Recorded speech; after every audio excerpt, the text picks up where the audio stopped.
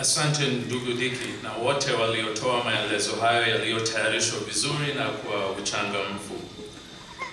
Limekuwa pendeleo kubwa sana kuwa hapa asubuhi ya leo ili kufurahia maagizo hayo muhimu.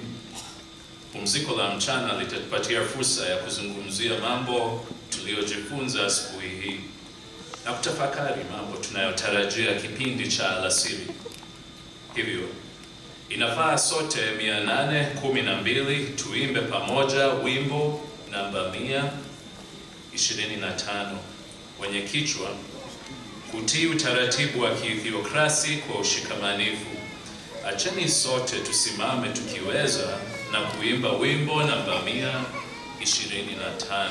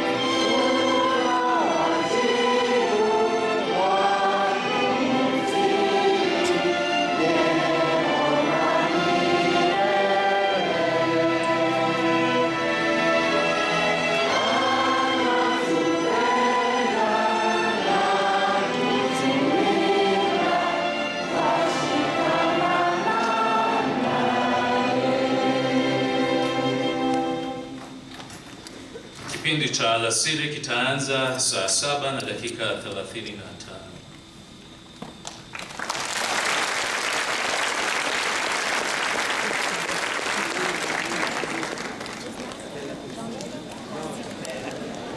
Aber so mal